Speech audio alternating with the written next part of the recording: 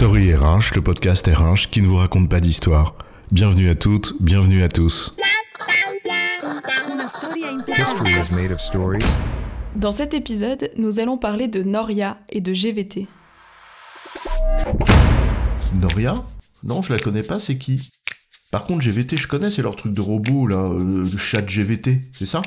Tu vois, moi je suis tendance, moi je suis dans le move. Voilà qui n'est pas gagné pour quelqu'un qui veut faire de la RH. Que tu sois tendance, sincèrement, on s'en fout. Rien que de l'affirmer, c'est presque tendancieux.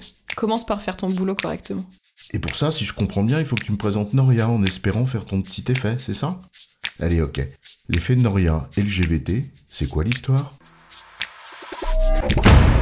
C'est l'histoire de la masse salariale. On a déjà évoqué ce que c'était et expliqué les 3 indicateurs les plus classiques pour la regarder d'un point de vue budgétaire. Son augmentation en niveau, en masse et l'effet de report. C'est long budgétaire en effet, mais c'est aussi intéressant d'avoir une approche analytique sur le sujet et de comprendre pourquoi elle évolue. Comme c'est un des postes de dépenses les plus importants, autant essayer de le comprendre. Hein. Concrètement, la première cause d'évolution de ta masse salariale, c'est évidemment les variations d'effectifs. C'est pas très difficile de comprendre que lorsqu'on embauche, la masse salariale augmente. Ou qu'elle baisse quand les gens partent, volontairement ou pas, sans être remplacés. Jusque-là, cela sonne comme une évidence. Mais une analyse intéressante, c'est aussi quand le nombre de personnes ne change pas, on dit à effectif constant, et que les postes sont les mêmes aussi, mais que les personnes qui les occupent ont changé. Certains ont quitté l'entreprise et d'autres les ont remplacés, dans le même poste. On va prendre un exemple simple. Tu me remplaces par quelqu'un qui coûte moins cher que moi. L'effectif n'a pas changé, le poste non plus, mais le titulaire qui l'occupe a changé, et comme le salaire de celui qui rentre est moins élevé que le salaire de celui qui part, la masse salariale a baissé. Et c'est ça, l'effet de Noria. Note que cela marche dans l'autre sens aussi, si on t'avait remplacé par quelqu'un qui coûte plus cher que toi. Ça se calcule très facilement en fait, c'est la différence, positive ou négative, entre la somme des salaires de ceux qui entrent et de ceux qui partent, et que t'exprimes en pourcentage de la masse salariale totale, en faisant ton calcul à effectif constant, même poste. Il faut comprendre que le fait que ça baisse n'est pas nécessairement un objectif en soi. C'est juste un indicateur dont il faut cerner l'origine. Si tu as par exemple une politique de rémunération qui laisse une grosse part à l'ancienneté, c'est pas nécessairement surprenant de voir qu'à compétences égales, ceux qui arrivent coûtent moins cher que ceux qui partent, s'ils ont de l'ancienneté. À l'inverse, si tu cherches à monter en gamme, ou pour des mêmes postes, tu privilégies des titulaires avec une expérience plus affirmée, parce que c'est une volonté politique pour ton business. Alors ton effet de Noria positif n'a rien de problématique, au contraire, il montre que ce que tu fais est aligné avec ta volonté politique. Donc on n'étudie pas seulement l'effet de Noria. Comme tout indicateur qui ne fait qu'indiquer, on cherche à creuser ce qu'il signifie. Et si ça, c'est conforme à la politique que l'on veut mener. Le GVT, c'est un autre indicateur, ou plutôt plusieurs. En l'occurrence, c'est un acronyme RH pour désigner 3 causes d'évolution de ta masse salariale à effectif constant. Même titulaire, mais pas nécessairement même poste. GVT, glissement, vieillissement, technicité. Pour simplifier, l'effet technicité, ce sont les promotions.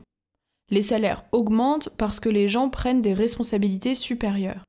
Le vieillissement, c'est la part des salaires qui augmente parce que les gens vieillissent, même sans prendre de responsabilités supérieures, donc l'ancienneté. Et enfin, le glissement sont les augmentations sans changement de responsabilité, hors ancienneté. Pour couvrir l'évolution du coût de la vie, par exemple, ou pour récompenser une plus grande maturité dans le poste, sans qu'elle soit suffisante pour justifier une promotion. On pourrait alors se dire que c'est facile à piloter tout ça, au fond.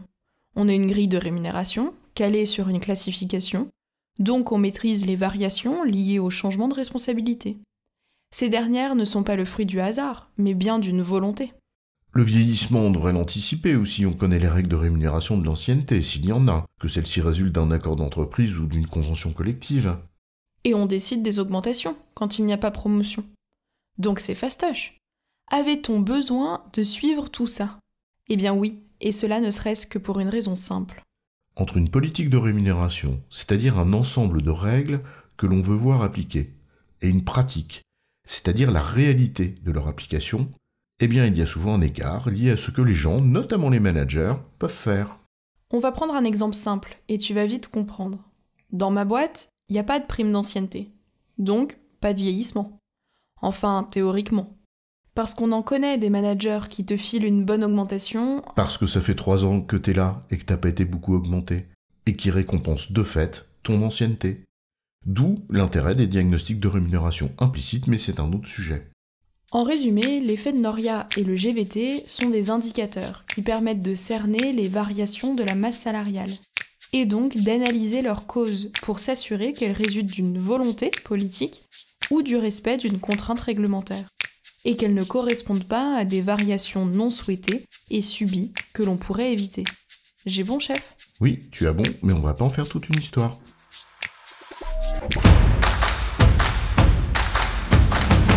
Story RH, le podcast RH qui ne vous raconte pas d'histoire. Retrouvez tous les épisodes sur storyrh.fr.